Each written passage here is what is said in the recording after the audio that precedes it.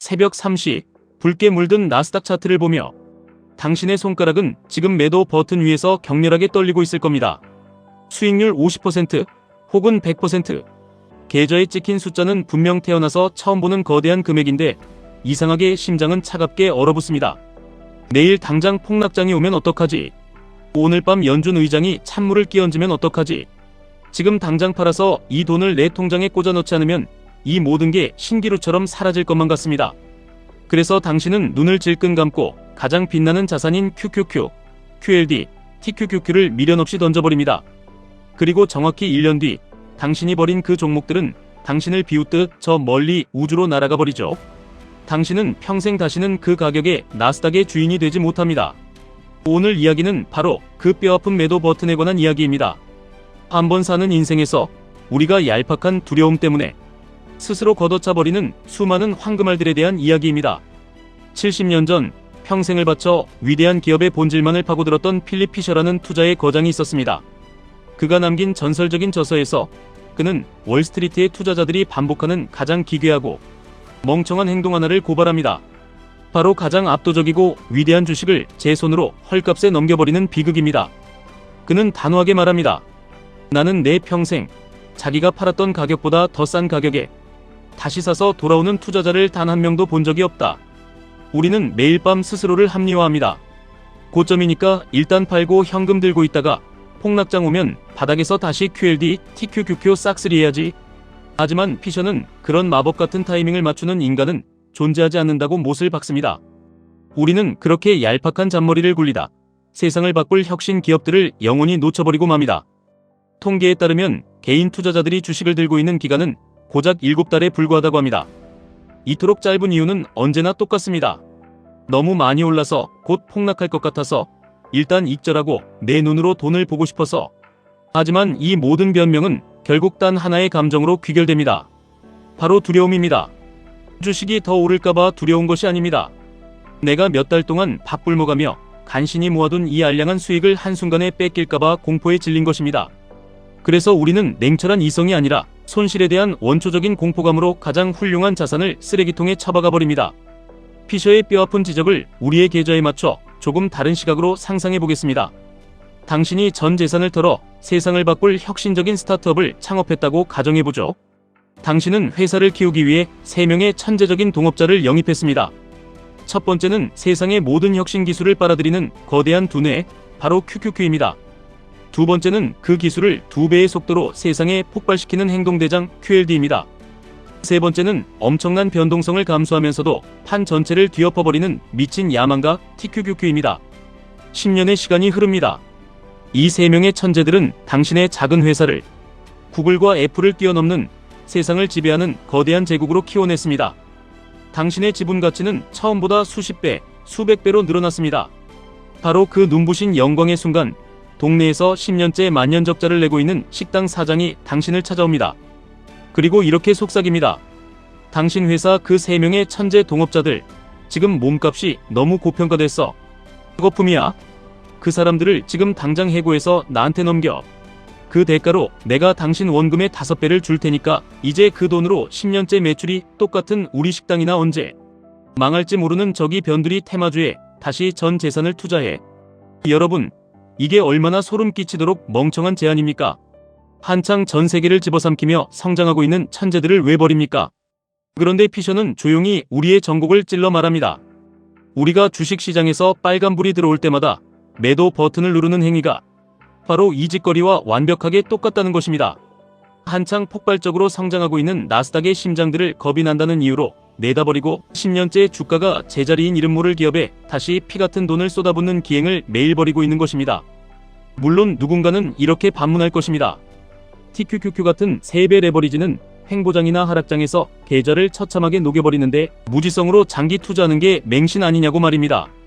아주 예리하고 당연한 지적입니다. 피셔 역시 주식을 영원히 무조건 들고만 있으라고 말하지 않았습니다. 그는 우리가 진짜로 매도 버튼을 눌러야 할 유일한 3가지 순간을 아주 명확하게 정의했습니다. 첫째, 내가 이 기업을 샀던 최초의 본질적인 이유가 완전히 틀렸다는 것을 깨달았을 때입니다. 당신이 QQQ, QLD, TQQQ를 매수한 이유는 오직 하나, 미국 기술주들이 세상을 끝없이 혁신할 것이라는 믿음 때문입니다. 만약 미국의 기술 제국들이 더 이상 어떤 혁신도 만들어내지 못하고 성장이 영원히 끝났다고 생각하신다면 그때는 당장 파셔야 합니다. 둘째, 그 기업들이 더 이상 잘하지 않을 때입니다. 나스닥 핵심 기업들의 이익이 꺾이고 시대의 뒤안길로 사라진다면 뒤도 돌아보지 말고 매도하십시오. 셋째, 나스닥의 혁신을 아득히 뛰어넘을 당신의 인생을 걸 만한 더 확실하고 위대한 기회가 나타났을 때입니다. 이것이 전부입니다. 가만히 당신의 매도 기록을 돌아보십시오. 당신이 매일 밤 매도 버튼을 누르는 이유가 방금 말씀드린 이 세 가지 본질적인 이유에 해당되는 경우가 과연 몇 번이나 있었습니까? 차트가 음봉이라서, 보조지표가 과매수라서, 뉴스에서 곧 경제위기가 온다고 겁을 줘서 팔지 않았습니까? 우리는 늘 기업의 본질이 아니라 주변의 시끄러운 소음과 내 마음속의 나약함에 흔들려 가장 빛나는 자산을 던져버렸습니다. 만약 여러분이 저 세 가지 본질적인 이유로 매도를 결정하셨다면 여러분은 정말로 훌륭하고 냉철한 상위 1%의 투자자입니다. 피셔는 책의 마지막에 가장 무겁고 거대한 한마디를 덧붙입니다. 훌륭한 기업은 인간보다 오래 산다. 우리는 기껏해야 80에서 100년을 삽니다. 하지만 코카콜라는 140년째 세상을 지배하고 있고 당신이 QQQ를 통해 소유한 미국의 기술 제국들은 당신의 평생보다 더 길게 살아남아 인류의 미래를 통제할 생명력을 가졌습니다. 그런데 우리는 100년을 살아갈 이 거대한 생명체에 고작 7달 길어야 1년을 머물다 도망치듯 빠져나옵니다. 우리가 주식을 너무 빨리 파는 이유와 우리 인생에서 가장 찬란하고 좋은 것들을 너무 빨리 포기해버리는 이유는 소름 돋게도 완벽하게 똑같습니다. 단 하나, 두려움 때문입니다. 지금까지 쌓아온 수익을 잃을까봐, 지금까지 쌓아온 소중한 관계를 잃을까봐 우리는 진정으로 좋은 사람을 곁에 오래 두지 못합니다. 상대가 나에게 너무 잘해줄 때, 인생이 너무 완벽하게 흘러갈 때 오히려 등골이 서늘해지는 사람들이 있습니다. 내 주제에 이런 행복이 계속될 리가 없다고 스스로를 저주합니다. 그러고는 상처받기 전에 내가 먼저 떠나겠다며 먼저 차가운 말을 던지고 좋은 관계를 산산조각 내버립니다. 그렇게 내 인생을 구원해줄 가장 훌륭한 사람을, 가장 위대한 주식을 스스로 걷어차버립니다. 직장이나 사회에서 좋은 자리에 오래 머무르지 못하는 사람도 마찬가지입니다. 드디어 능력을 인정받고 확고한 자리를 잡기 시작하면 이상하게 불안 증세가 찾아옵니다. 이 좋은 시절이 곧 끝날 것만 같아 완전히 무르익지도 않은 성공의 과실을 조급하게 따먹어버리는 것입니다. 그리고 새로운 곳으로 도망쳐 또다시 바닥부터 흙먼지를 마시며 고통스러운 시작을 반복합니다. 이것은 단순히 QQQ를 언제 팔고 TQQQ를 언제 살 것인가 하는 잔기술의 문제가 아닙니다. 내가 이번에는 절대 팔지 말아야지, 끝까지 들고 가야지 다짐을 해도 결국 자기 자신에 대한 깊은 믿음이 없는 사람은 언제나 결정적인 순간에 똑같은 패배를 반복합니다. 여러분의 삶에서 무언가 기적처럼 잘 풀리고 있다면 그것이 사라질까봐 지레짐작으로 먼저 겁먹고 포기하지 마십시오. 세상에는 이런 뼈아픈 격언이 있습니다. 살면서 내가 저지른 가장 치명적인 실수는 새로운 상황에 맞게 나의 의사결정을 바꾸지 못하는 데 있었다. 나는 과거에 가난하고 불안했던 특정 상황에서 살아남기 위해 두려움이라는 방어적인 습관을 형성했다. 이제 내 계좌가 불어나고 상황은 완전히 변했는데 그 낡고 썩은 두려움의 습관은 그대로 남아 내 발목을 잡고 나를 영원한 가난에 머물게 했다. 피셔가 주식시장에 남긴 이 묵직한 원칙은 사실 우리 인생 전부를 관통하는 거대한 진리입니다. 대상의 본질이 썩어 문드러지지 않았다면 절대 팔지 마십시오. 주가가 흔들린다고, 인간관계가 조금 흔들린다고, 남들과 언론이 당신의 선택을 조롱한다고 해서 여러분이 뼈를 깎는 고통으로 골라 꽉 쥐고 있는 그 보석 같은 가치를 함부로 쓰레기통에 던지지 마십시오. 그 기업이, 그 사람이, 당신이 밤잠을 설치며 품은 그 꿈이, 그리고 지금 거울 속의 여러분 자신이 여전히 압도적으로 훌륭하고 가치 있다면 그냥 입을 다물고 묵묵히 버텨내십시오. 세상은 무수히 요동칩니다. 특히 QLD나 TQQQ의 세계는 당신의 멘탈을 갈아버릴 만큼 폭력적으로 롤러코스터를 태울 것입니다. 그러나 그 걷잡을 수 없는 표면의 흔들림은 여러분이 가진 기업의 진짜 본질적 가치와는 아무런 상관이 없습니다. 그 흔들림은 단지 당신 마음속 깊은 곳에 다리를 틀고 있는 가난한 두려움과만 관계를 맺을 뿐입니다. 여러분이 지금 당장 매도 버튼을 누를까 말까 고민하는 그것이 정말로 그 기업의 본질이 훼손되어서인지 아니면 그저 차트를 보는 여러분의 얄팍한 공포심이 변덕을 부린 것인지 스스로에게 냉정하게 물어보십시오. 그것이 QQQ라는 주식이든 당신 곁의 소중한 관계이든 가슴에 품은 거대한 꿈이든 모두 마찬가지입니다. 진짜로 본질이 망가졌다면 1초의 미련도 없이 팔아버리십시오. 하지만 파는 이유가 단지 내일 더 떨어질까봐 무서운 그 두려움 하나 때문이라면 제발 눈을 질끈 감고 한 번만 더 꽉 쥐어짜 내버티십시오.